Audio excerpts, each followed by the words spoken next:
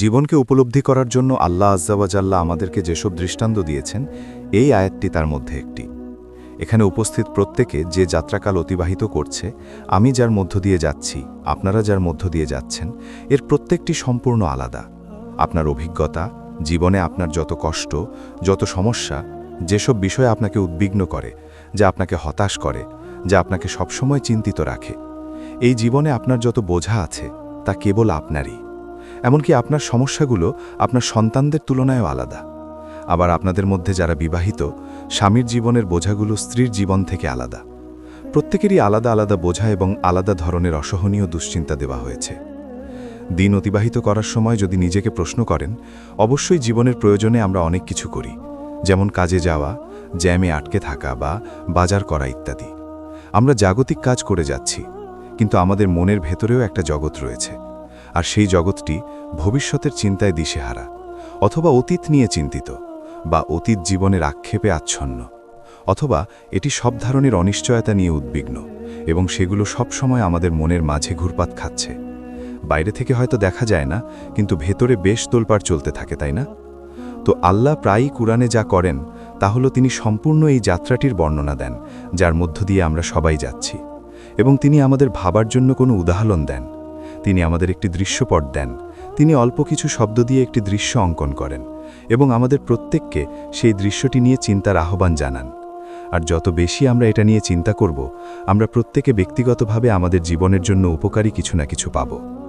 কুরআনের দৃষ্টান্ত বা উপমাগুলোর মধ্যে অসাধারণ বিষয়টি হল, কুরআনের এক স্থানে আল্লাহ বলছেন, এভাবেই আল্লাহ মানুষের কল্যাণের জন্য উপমা প্রদান করেন। অর্থাৎ এরকম উপমা একমাত্র আল্লাহর পক্ষেই সম্ভব। আপনি ভাবতে পারেন এই উপমাটি আমার সাথে মিলবে, কিন্তু আপনার সাথে মিলবে না, কারণ আপনার পরিস্থিতি আমার পরিস্থিতি থেকে ভিন্ন।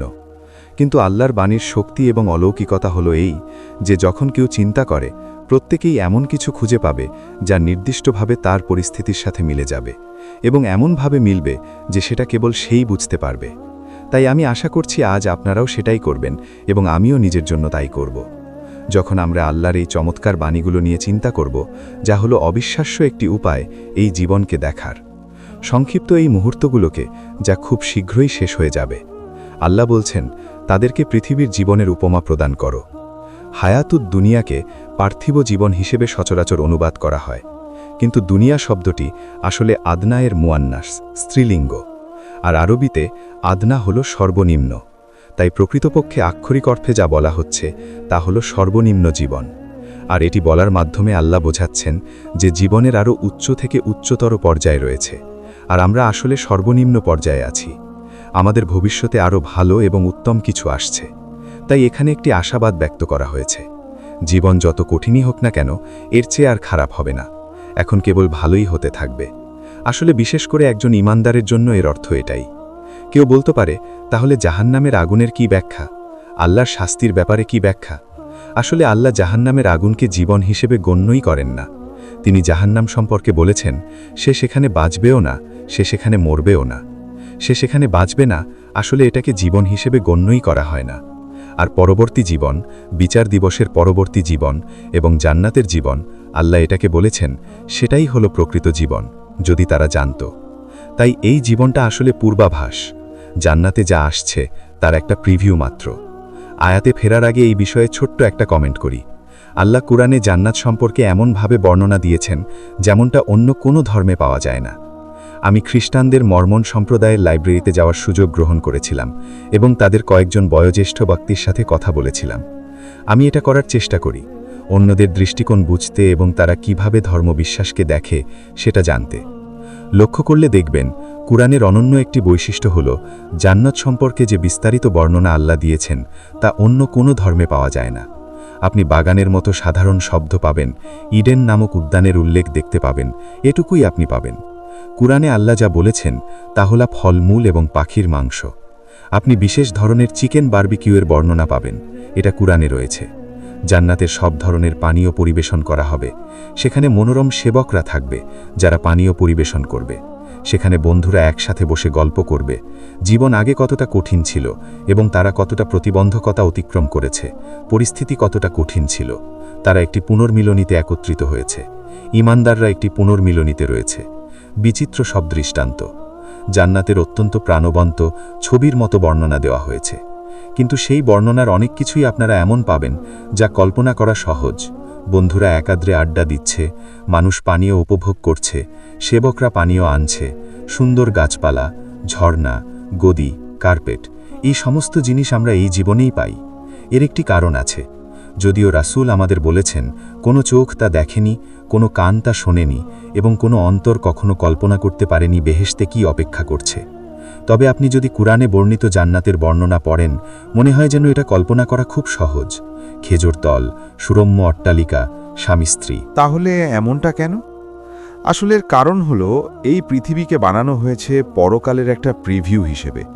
এটি আমাদেরকে জান্নাতের একটা আভাস প্রদান করে। মুসলিমরা এই জীবনকে অন্যান্য ধর্মের তুলনায় ভিন্নভাবে দেখে। অন্যান্য অনেক ধর্মে এই জীবনটা আসলে একটা অভিশাপ। আমাদেরকে এখানে পাঠানো হয়েছে শাস্তি হিসেবে, কিন্তু কোরআনের বর্ণনা অনুযায়ী আমাদেরকে এখানে শাস্তি হিসেবে পাঠানো হয়নি। আল্লাহ বলছেন, তিনি পৃথিবীতে তোমাদের জন্য সব কিছু সৃষ্টি করেছেন।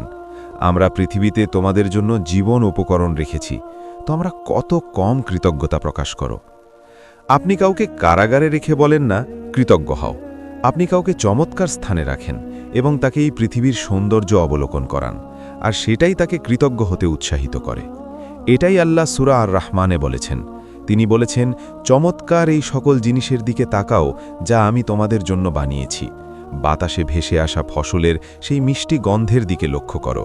যে শস্য জন্মায়, যে ফসল ফলে, সেদিকে দৃষ্টি দাও। তোমরা আর কত অস্বীকার করবে? তোমাদের কৃতজ্ঞ হওয়া উচিত। আল্লাহ প্রকৃতপক্ষে এই পৃথিবীকে সুন্দর করে বানিয়েছেন। আপনারা যারা এখানে বাস করেন তারা খুবই ভাগ্যবান। আপনারা উটাহ অঙ্গরাজ্যে বসবাস করছেন, যা চমৎকার সব পাহাড় দ্বারা পরিবেষ্টিত। জ্যামে আটকে থাকলেও আপনারা আল্লাহর সৌন্দর্য অবলোকন করতে পারেন। অন্তত আপনাদের দেখার মতো কিছু আছে। আমি ডালাসে বসবাস করি, সেখানে দেখার মতো কিছুই নেই। তো একটি নিরবিচ্ছিন্ন সৌন্দর্য আমাদেরকে ঘিরে রেখেছে। যাই হোক, আয়াতটিতে ফিরে আসি। আল্লাহ বলেছেন, তাদেরকে কেবল এই সর্বনিম্ন জীবনের উপমাটি প্রদান করো। আর এই জীবনে আপনি যা অনুভব করেন, প্রতিটি আনন্দ যা আপনি অনুভব করেন, তা হলো ন্যূনতম আনন্দ। একটি নতুন শিশু জন্মের আনন্দ হলো ন্যূনতম আনন্দ। বিয়ের আনন্দ, সুন্দর একটি ঝর্ণা দেখার আনন্দ, সুন্দর একটি আকাশ দেখার আনন্দ, একটি সুস্বাদু খাবারের আনন্দ, এই সব কিছুই হলো সর্বনিম্ন আনন্দ, অর্থাৎ আরও উঁচু স্তরে যাওয়া সম্ভব। আমরা ভাবি, ও মাই গড, এটা আমার প্রিয় রেস্টুরেন্ট, কতদিন ধরে আমি সেখানে খাই না, আমি আমার প্রিয় শাওয়ারমা খেতে চাই। এটাই আপনার আনন্দের ধারণা, অথবা ছুটি কাটানো, কোনো গাড়ি কেনা বা বাড়ি বানানো। আমরা এই জিনিসগুলোর সাথে আনন্দকে সম্পর্কযুক্ত করি, আর এই সবই হলো একেবারে ন্যূনতম। এগুলো আল্লাহর রহমত। তাদেরকে পৃথিবীর জীবনের উপমা প্রদান করো, যেমন সেই পানি যা আমি আকাশ থেকে বর্ষণ করি। এই জীবনটা কেমন তার যদি একটি চিত্র পেতে চাও, তবে এটি আকাশের সেই পানির মতো যা আমি প্রেরণ করি। তারপর সেই পানি, এর ফলে পৃথিবীর শস্যদানা এবং মাটির সকল উপাদান, কোনো কিছু যা জন্মাতে পারে তাকে নাবাত বলা হয়। ঘাস, গাছ, ফল, ফুল সবই নাবাত। নাবাত শব্দটি দিয়ে সকল উদ্ভিদকে বোঝায়, সকল সবুজকে বোঝায়। তো পানি পৃথিবীর এই সমস্ত পুষ্টি উপাদানের সাথে মিশে যায়। এবং অবশ্যই যখন আকাশ থেকে বৃষ্টি নেমে আসে, যার কথা আল্লাহ বলছেন, এবং পৃথিবী সবুজ হয়ে ওঠে, ফুল ফোটে, ঘাস জন্মায়, গাছ বড় হয়, খামার গড়ে ওঠে, সব কিছু বেড়ে ওঠে, তখন আপনি ভাবতে পারেন আল্লাহ হয়তো এরপর বলবেন এটা কতটা সুন্দর হয়ে ওঠে, কতটা রঙিন হয়ে ওঠে। তিনি কোরআনের অন্যান্য স্থানে এভাবেই বলেছেন, কিন্তু এখানে তিনি অন্য কিছু বলেছেন। তিনি বলেছেন, তারপর তা পরিণত হয় হাসিমে, যাকে বাতাস উড়িয়ে নিয়ে যায়। তারপর সেই একই ফসল যা বেড়ে ওঠে, তিনি এমনকি ফসলের কথা সরাসরি উল্লেখ করেননি। তিনি বলেছেন এটা মাটির সাথে মিশে যায় এবং অবশেষে হাসিমে পরিণত হয়। আরবিতে হাসিম হলো এমন কিছু যা শুকিয়ে গেছে, যাতে কোনো আর্দ্রতা নেই, যা সহজে ভেঙে যায় আর পায়ে পিষ্ট হয়। মূলত তিনি যা বর্ণনা করেছেন তা হলো শুকনো পাতা, ডালপালা যা গাছ থেকে ঝরে পড়ে, অথবা মৃত ঘাস যার উপর পা দিলে মচমচে শব্দ হয়, আর এটা একদমই মূল্যহীন। আর বাতাস এটাকে উড়িয়ে নিয়ে যায়। এগুলো চারিদিকে উড়ছে। যদি চারিদিকে টাকা উড়ত, আপনার হার্ট অ্যাটাক হয়ে যেত, কিন্তু যদি পাতা ওড়ে, আপনি এটা নিয়ে দুবার ভাববেন না। এসব জিনিস একদমই মূল্যহীন। এই কারণেই কোরআনে যেসব জিনিস বাতাসে ওড়ে তাকে মূল্যহীন ধরা হয়, হাবা আম মানসুরা, বিক্ষিপ্ত ধূলিকণা। যাই হোক, বিচার দিবসের অন্যতম একটি ভয়ঙ্কর বর্ণনা হল কিছু মানুষের আমলগুলোকে ধুলো বা ছাইয়ের মতো ছড়িয়ে দেওয়া হবে। আল্লাহ বলেছেন, আমরা আল্লাহর কাছে আশ্রয় চাই যেন বিচার দিবসে আমাদের আমলগুলো বিক্ষিপ্ত ধুলোয় পরিণত না হয় এবং ওজনহীন না হয়। যাই হোক, অসাধারণ এই উপমাটিতে ফিরে আসছি। কিভাবে আমি এই উপমা থেকে উপকৃত হতে পারি? শুধু এটা বলা ছাড়া যে আল্লাহ জীবন দিলেন আর তারপর আমরা মারা যাব, গাছ বেড়ে ওঠে আর তারপর গাছটি মারা যায়। চমৎকার। এখন তাহলে কি? কিন্তু যদি আপনি একটু গভীরভাবে দেখেন এবং বিশেষ করে এই আয়াতের শেষ অংশটি নিয়ে চিন্তা করেন, আল্লাহ সব কিছুর ওপর পূর্ণ নিয়ন্ত্রণের অধিকারী, মুক্তাদিরা। আল্লাহর নিয়ন্ত্রণে বোঝাতে কুরআনে আপনি 3টি ভিন্ন শব্দ খুঁজে পাবেন, কাদির, কাদির, আর এখানে পাবেন মুক্তাদির, সক্রিয়ভাবে নিয়ন্ত্রণে থাকা। আল্লাহ সক্রিয়ভাবে নিয়ন্ত্রণে আছেন এবং তিনি সবকিছুর ওপর অত্যন্ত প্রবলভাবে নিয়ন্ত্রণের অধিকারী। প্রথম যে বিষয়টি নিয়ে আল্লাহ আমাদের মাঝে ভাবনা সৃষ্টি করতে চেয়েছেন তা হল তিনি আকাশ থেকে পানি প্রেরণ করেন যা মাটির সাথে মিশে যায়। সুতরাং আকাশের সাথে কিছু একটা ঘটছে এবং মাটির সাথেও কিছু একটা ঘটছে। প্রতিটি ফল যা আপনি খান, মাংসের প্রতিটি টুকরো যা আপনি এবং আমি খাই, প্রতিটি গাছপালা যা আপনি এবং আমি দেখি, সবই আকাশ থেকে আসা পানির ফল। জানেন আকাশ থেকে আর কি আসে? আকাশ থেকে আসে আল্লাহর পক্ষ থেকে রিজিক, আল্লাহর পক্ষ থেকে আদেশ, আল্লাহর পক্ষ থেকে হেদায়েত। আল্লাহ আমাদেরকে উদ্দেশ্যপূর্ণ যা কিছু দেন তার সব কিছুই আকাশ থেকে আসে। ফেরেশতারা একটি মিশন নিয়ে আকাশ থেকে নামেন। যেসব ফেরেশতারা পৃথিবীতে আছেন তারা আকাশে গিয়ে সেখানে রিপোর্ট করেন এবং তারা আকাশ থেকে ফিরে আসেন। লাইলাতুল কদরে ফেরেশতারা অবতরণ করেন। যখন আল্লাহ আকাশ থেকে কিছু পাঠান, এর একটা উদ্দেশ্য থাকে, এটা একটা মিশন নিয়ে আসে। আর তাই এটা একজন ঈমানদারের জন্য যা করে তা হল গাছের প্রতিটি পাতাই আল্লাহর আদেশের বহিঃপ্রকাশ। প্রতিটি ফল, প্রতিটি কমলার ভেতরে থাকা পানি আকাশ থেকে এসেছে, আল্লাহর আদেশে এসেছে। আর আকাশ থেকে যখনই কিছু আসে তার একটা উদ্দেশ্য থাকতেই হবে। এভাবে সব কিছুই উদ্দেশ্যপূর্ণ হয়ে ওঠে। আর আমি যা কিছু দেখি তার সব কিছুই আকাশ থেকে নাজিলকৃত আল্লাহর আদেশের সাথে সম্পর্কিত, সব কিছুই। এটা সমস্ত জীবনের প্রতি আমার দৃষ্টিভঙ্গি পরিবর্তন করে দেয়। আমি কোনো পাখিকে আর আগের মতো দেখি না, আমি কোনো খাবারকেই আর আগের মতো দেখি না, আমি কোনো গাছকেও আর আগের মতো দেখি না। এগুলো সবই এক একটা ফলাফল। এগুলোর মাঝে মিশে আছে সেই পানি যা আকাশ থেকে এসেছিল। আর আকাশ থেকে যে পানি আসে তা আসলে আল্লাহর আদেশ। এটা লক্ষণীয় যে কুরআন আকাশ থেকে আসা পানিকে আকাশ থেকে আসা ওহির সাথে তুলনা করেছে। সূরা হাদিদে আল্লাহ এমন লোকদের কথা বলেছেন যারা ওহির সাথে সম্পর্ক হারিয়ে ফেলেছিল এবং তাদের অন্তর কঠিন হয়ে গিয়েছিল। আর ঠিক পরের আয়াতেই তিনি বলছেন, জেনে রেখো আল্লাহ ভূমিকে তার মৃত্যুর পর জীবিত করেন। আপনার অন্তর আল্লাহর বাণীর ছোঁয়ায় পুনরায় জীবিত হতে পারে, ঠিক যেমন বৃষ্টি ঘাসকে পুনরায় জীবিত করে। এখন আপনার এবং আমার সাথে এর সম্পর্ক কি? আপনাদের সবার আলাদা আলাদা সংকট রয়েছে, প্রত্যেকের জীবনে আলাদা আলাদা ড্রামা চলছে। আমরা যে সংগ্রামের মধ্যে দিয়েই যাই না কেন, এই জীবনে আমরা যেই অভিজ্ঞতার মধ্যে দিয়েই যাই না কেন, আমাদের প্রথমে বুঝতে হবে যে এর কিছুই ঘটত না যদি আল্লাহর হুকুম না থাকত। এবং নিশ্চয়ই কোনো উদ্দেশ্য ছিল, নিশ্চয়ই কোনো কারণ ছিল যার জন্য এটা ঘটেছিল। ইমাম কুরতুবী এ ব্যাপারে চমৎকার একটা মন্তব্য করেছেন। কেন আল্লাহ পানির ওপর এত বেশি মনোযোগ দিতে উৎসাহিত করলেন? কারণ পানি এক জায়গায় স্থির থাকে না, পানি অন্যান্য জিনিসের সাথে মিশে যায়, পানি ক্রমাগত প্রবাহিত হয় এবং পরিবর্তিত হয়। আর আপনি যদি পানিকে একই জায়গায় আটকে রাখতে চান তা নষ্ট হয়ে যায়। তাই আল্লাহ এই জীবনটাকে এমনভাবে সাজিয়েছেন যেন তা ক্রমাগত পরিবর্তনের মধ্যে দিয়ে যায়। আপনাদের মধ্যে যারা নিজেদের ঘরবাড়ি থেকে উৎখাত হয়েছেন, আপনারা হয়তো বলেন, আমি আমার গ্রাম মিস করি, আমি আমার বাড়ি মিস করি, কেন আমি ফিরে যেতে পারছি না, কেন আমি পুরনো চাকরিটা ফেরত পাচ্ছি না, কেন আমাদের এই এলাকায় চলে আসতে হলো, শুধুই কেন আর কেন, আমি পরিবর্তন ঘৃণা করি। আল্লাহ বলছেন, এই জীবনটাকে পরিবর্তন দ্বারাই পূর্ণ করা হয়েছে। আপনি কোনো কিছুই অপরিবর্তনীয় রাখতে পারবেন না। কোনো কিছু যার মাঝে আল্লাহর আদেশ এসেছে, যেমন ফলের ভেতরে থাকা পানি, আপনি যদি সেই ফলটির দিকে তাকান, ধীরে ধীরে এর কি হচ্ছে, এটা তার পানি হারাচ্ছে এবং এটা শুকিয়ে যাচ্ছে, আর অবশেষে এটা মারা যাবে বা নিঃশেষ হয়ে যাবে। এই জীবনে আমরা যে অভিজ্ঞতাগুলোর সম্মুখীন হই, আমাদের ভালো যা কিছু আছে তা ক্ষণস্থায়ী, আমাদের খারাপ যা কিছু আছে তাও ক্ষণস্থায়ী, কঠিন বিষয়গুলোও সাময়িক, আর এই সব কিছুই আল্লাহর হুকুম। তাহলে যদি এই সবই ক্ষণস্থায়ী হয়, তবে কোনটা স্থায়ী? যদি সবকিছু নিঃশেষ হয়ে যায়, ভালোও শেষ হয়ে যাবে, খারাপও শেষ হয়ে যাবে। আজ যেটাকে আপনি বিশাল সমস্যা ভাবছেন, কাল আপনি পেছনে ফিরে তাকাবেন আর ভাববেন, হায় আল্লাহ, আমি ওটাকে বিশাল সমস্যা ভাবতাম, এখন এটা বিশাল সমস্যা, আর আগের সমস্যাটাই তো ভালো ছিল, কারণ ওটা এখন গত হয়েছে আর আপনার সামনে নতুন কিছু এসে হাজির হয়েছে। কিন্তু মানুষ ভুলে যায় যে এর সব কিছুর শুরুটা হলো পানি। আল্লাহ প্রথম অংশে কিসের উল্লেখ করেছেন? পানির। আর শেষ অংশে তিনি কিসের উল্লেখ করেছেন? পুরোপুরি শুকিয়ে যাওয়া, অর্থাৎ পানির অভাব। এর মাঝে কিছু একটা আছে, মাঝে আছে সজীবতা, আছে জীবনের ভালো জিনিসগুলো, জীবনের চড়াই উতরাই বা পরিবর্তনগুলো। কিন্তু জানেন, সেসব সামলানো সহজ হয়ে যায় যখন আপনি ভাবেন আর উপলব্ধি করেন, আপনি আর আমিও ছিলাম শুধুমাত্র এক ফোঁটা পানি। আমরা শুধু এটুকুই ছিলাম, আর অবশেষে আমরা মাটির নিচে গুরুত্বহীন হয়ে যাব। এটাই শুরু এবং শেষ। আর বাকি যা কিছু আমরা অনুভব করছি তা শুধুই মাঝখানের বিষয়। এটা শুধুই মাঝখানের একটা পর্ব, অথবা মাঝখানের অনেকগুলো পর্বের সমষ্টি। সেগুলো একসময় কেটে যাবে, চলে যাবে। এই অভিজ্ঞতাগুলো আসবে এবং যাবে, কোনো কিছুই স্থায়ী নয়। আমাদের কারো কারো ক্ষেত্রে কি ঘটে?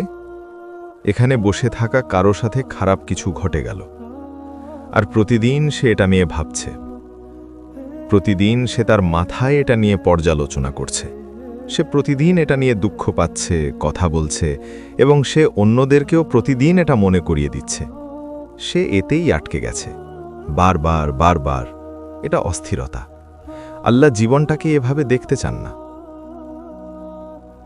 আপনি কঠিন অভিজ্ঞতার শিকার হয়েছেন, হ্যাঁ, কেউটা অস্বীকার করছে না। কিন্তু সময় এসেছে আজকের দিনটাকে গ্রহণ করার এবং গতকালের মধ্যে বাস না করার। আপনাকে এগিয়ে যেতে হবে, নতুবা আপনি নিজেকে অপচয় করছেন। কারণ যদি আপনি এটাকে একই রকম রেখে সংরক্ষণ করতে চান, কোনো কিছুই সংরক্ষিত হবে না। আপনি যতই চান ফুলটি চিরকাল বেঁচে থাকুক, ফুলটি শুকিয়েই যাবে। কিন্তু গাছে মরে যাওয়া ওই ফুলগুলোর ক্ষেত্রে অবিশ্বাস্য বিষয়টা কি জানেন? যখনই একটা শুকিয়ে যায়, পরের মৌসুমে আরেকটি ফুলের জন্ম হয়। আর এই প্রকৃতি দিয়েই আল্লাহ সকল কিছুকে সৃষ্টি করেছেন। কোনো সমস্যা দেখা দিলে বা আপনার কাছ থেকে কিছু কেড়ে নেওয়া হলে আল্লাহ সেটা অন্য কিছু দিয়ে প্রতিস্থাপন করেন। যখন একটি ভালো জিনিস দুর্বল হতে শুরু করে, অন্য একটি ভালো জিনিস অন্য কোনো রূপে, অন্য কোনো স্থান থেকে চলে আসে। আর এই প্রকৃতি দিয়েই আল্লাহ জীবন সৃষ্টি করেছেন।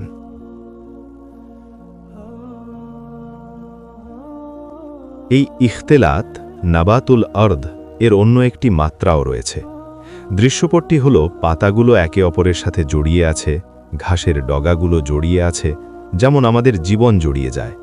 আর আপনি আটকে পড়েন দৈনন্দিন জিনিসগুলোতে, ছোট ছোট বিষয়গুলোতে। আপনি সেগুলো নিয়ে এত বেশি ভাবেন যে সেগুলো আপনার কাছে অনেক বড় বিষয় হয়ে যায়। যেমন, হায় আল্লাহ, আমার ওই বিয়ের জন্য এই নতুন জুতো কেনার কথা ছিল, কারণ আমি যদি এই নতুন জুতো না পরি, মানুষ ভাববে আমি নিচু শ্রেণীর মানুষ, আর আমি অভিজাত সমাজে বেমানান। আপনি এই তুচ্ছ জুতো নিয়ে 8 ঘন্টা ধরে ভাবছেন। জীবন আপনার এই জুতোর চেয়েও অনেক বড়, কিন্তু আপনি খুব বেশি জড়িয়ে পড়েছেন। এগুলো কেবলই পাতার মতো। পাতা ঝরে পড়ে এবং তা মরে যায়, আর অন্য পাতা তার জায়গা করে নেয়। এটাই স্বাভাবিক। জীবন সামনে এগিয়ে চলে। তাই এই তুচ্ছ জিনিসগুলো থেকে আল্লাহ আমার মনোযোগ সরিয়ে দিয়েছেন, আর তিনি আমাকে এই দৃষ্টিভঙ্গি দিয়েছেন যে জীবন এর চেয়েও বড়। তো এ কথা বলেই আমি আপনাদের বিদায় জানাচ্ছি। আল বাকিয়াতুস সালিহাত। তাহলে আসলে কোন জিনিসটি স্থায়ী হবে? আপনারা হয়তো এভাবে ভাবতে পারেন, আস সালিহাত আল বাকিয়া, কিন্তু আল্লাহ আসলে বলছেন আল বাকিয়াতুস সালিহাত। ভালো কাজ যা আপনি প্রতিদিন করেন, এমনকি খুব ছোট কাজও, সেই কাজগুলোই আসলে টিকে থাকবে। তাই আমাদের জীবন সহজ বা কঠিন যাই হোক, মূল বিষয়টি হলো ভালো কাজ। যদি আমি প্রতিদিন ভালো কিছু করার কোনো উপায় খুঁজে পাই, এমন কিছু যা আমার জন্য নয়, এটা অন্য কারোর জন্য, এটা আল্লাহর জন্য, তবেই আমি একটা অর্থপূর্ণ, উদ্দেশ্যপূর্ণ জীবন পার করছি। আর পানি এই কাজটাই করে। পানি নিজের সেবা করে না, পানি সেবা করে বাকি সবার। আর তাই আমাদের মাঝে যদি আল্লাহর বাণী থাকে, আমাদের মাঝে যদি আল্লাহর হিদায়াত থাকে, আমাদের কাজ শুধু নিজ সত্তার এবং নিজ অনুভূতির সেবা নয়, অন্যের সেবায় নিজেদের নিয়োজিত করাই আমাদের কাজ। আমাদের কাজ হলো সেই তৌফিক দান করার জন্য আল্লাহর কাছে শুকরিয়া বা কৃতজ্ঞতা দান করা।